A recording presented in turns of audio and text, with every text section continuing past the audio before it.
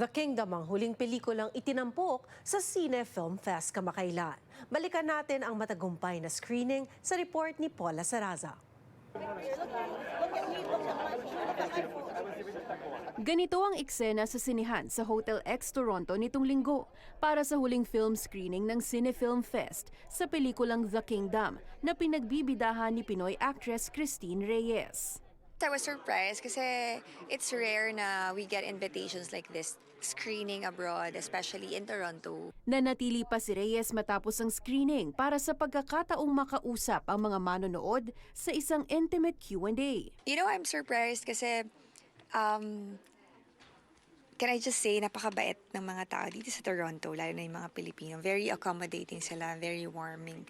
And yeah, this Cine Film Fest actually is very... I've never experienced something like this. Gumanap siya bilang si Dayang Matemias Nandula, ang pangalawang anak ng lakan ng Kaharian ng Kalayaan. Layon umano ng pelikula na buksan ang isip ng mga Pilipino sa posibleng naging kasaysayan ng Pilipinas kung hindi ito binihag ng mga dayuhan noon.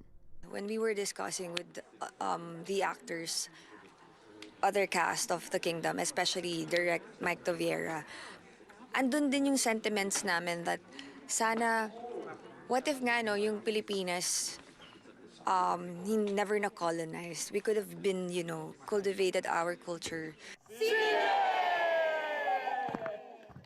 Paula Saraza, Omni News, Toronto.